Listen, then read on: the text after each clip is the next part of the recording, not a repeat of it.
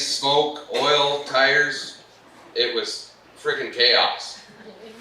And we finished the race. I obviously didn't finish on the lead lap. It was my first time out. I think we finished probably mid-pack. Usually when 180 cars started, there'd be somewhere around 70 finish.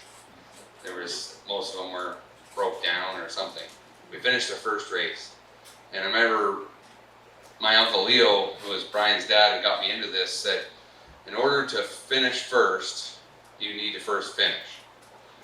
So that was always kind of stuck back in my mind, and you drove fairly cautiously and made it away. So we did this for a number of years, and it got to the point where racing once a month just wasn't cutting it. It wasn't feeding that addiction. So I leaned on my mom and dad. And my dad spent a lot of money racing. I don't think I quite understood how much money it took to be in motorsports, or appreciate it for that matter. But I leaned on them once again, and I said, look, if I can use my mutual funds to go out and buy a race truck and compete on a weekly basis on Friday night in a big show, NASCAR. And somehow, they were crazy enough to let me do it. I had promised them I would make weekly contributions to pay that back, and I did. So we went and we bought a truck.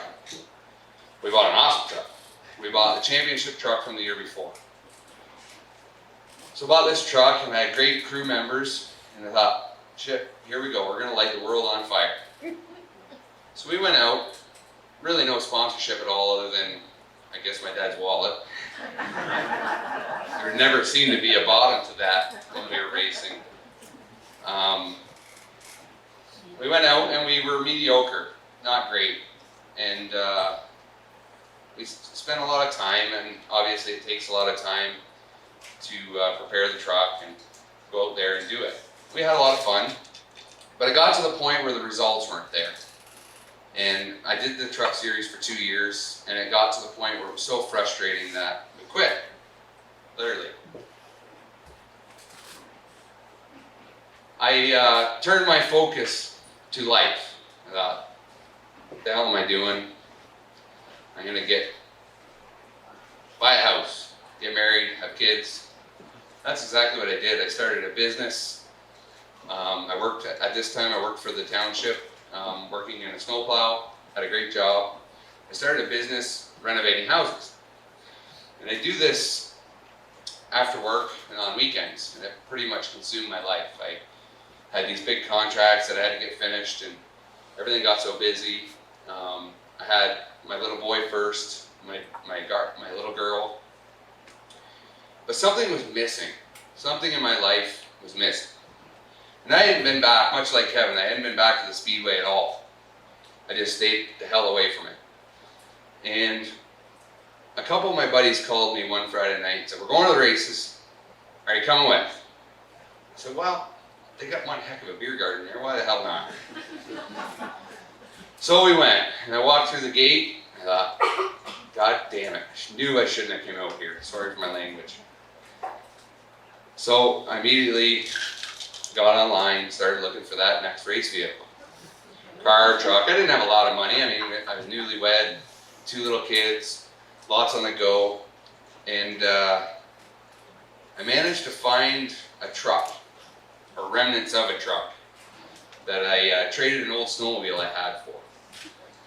So I made a few phone calls to all these guys that used to help me out. So they all started coming out one night a week, and we built this truck. We built this spaceship. This thing was going to be badass. We worked every Tuesday night for 14 months. It was partway through the season. We thought, you know what, we're set. We got this truck built. Let's go and do it. So we just went out on a regular Friday night. We're like laughing, joking on the way to the track. We're going to wax these guys. We're, much smarter, much older. We got this. We're going to kill them. Fill the truck, go out and practice, and we're off. Like, when you're away from something for 6 years, you don't realize how much stuff evolves. And we looked like a bunch of idiots. We run 3 races that year, and I got the guys together at the end of the year, and I said, this is ridiculous. We look like idiots. I'm I don't know. So they all brought me up, said, we can make it better, we'll make it better. So we worked through the whole off season, and we did. We come a long ways. We come out the next year and we were running in the top 5 every week. We had a good competitive truck, but we still weren't winning races. So one night we were camping at the track on a double header weekend where we raced Friday and Saturday, and I met Alan McRobert. Alan McRobert owns McRobert Fuels in Strathroy. Al likes to party, so I like to party. So I made him a bet. I said, listen, you sponsor lots of race cars. If I win that race tomorrow, you'll sponsor me next year. He's like, I'll make that bet. So we were pretty drunk. I thought, that ain't gonna go anywhere. But I got up early and we worked our butts off, and lo and behold, we won the race. That was our first ever feature win. It was called the Great Canadian Race, the biggest race of the year, and just fate would have it that we'd win the race. I remember in Victory Lane grabbing that checkered flag and I pointed it right at Al McRobert and I said, we made a deal last night. And he stuck to his word. So we spent the whole off season. Now we had a budget, a big budget. This was a real deal. We had a great sponsor. We're going to spend the time. Let's make the truck perfect. We can spend the money we need to put the right parts on it. And we went out there. This was 2015. And we unloaded the truck the first week and we won. We unloaded the truck the next week and we won. We unloaded the truck the week after and we won. We won a lot. We won 15 out of 19 races that year. And the championship.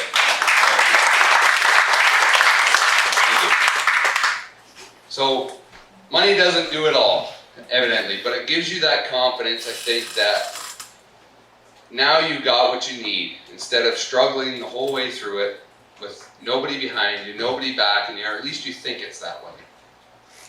So we continued on a couple more years, won another championship, a whole bunch more races. But it wasn't enough. I got greedy. I'm selfish again. I met this guy named David White. And David White is probably the smartest guy I've ever met in motorsports. He has brought DJ Kennington. I don't know how many people know DJ Kennington in here. DJ Kennington races all over North America in the NASCAR Cup Series. I travel with him in Canada as a crew member. But he brought DJ Kennington to where he's at. He's kind of the engineer behind what goes on. So David was going to start a business building race cars. So we partnered up and we built the spaceship. This car is unbelievable. At this level of racing where I'm at now, this thing is just an unbelievable piece. So I secured a corporate sponsor. So now I've got a badass race car, a great big corporate sponsor in Spark Power, and the smartest guy in the sport behind me with all the knowledge. So now comes the question is, how can I build a brand? How can I keep this going? How do I build a brand so that this lasts a while? Not like before where it runs out or runs dry. I immediately thought, Kevin Ballmer.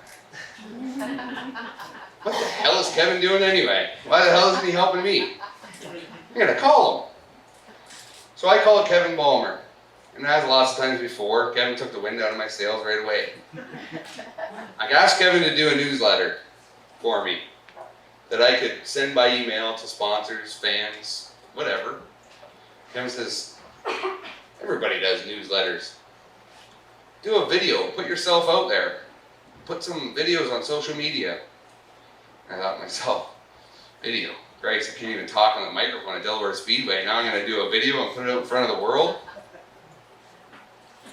Well, Kevin, I'm standing in front of a bunch of people, way the hell outside my comfort zone. But I realized that if you be real and you just talk about your own deal, you can get up here and do this and enjoy it. Life's too damn hard, so why the hell make it any harder? Thank you very much.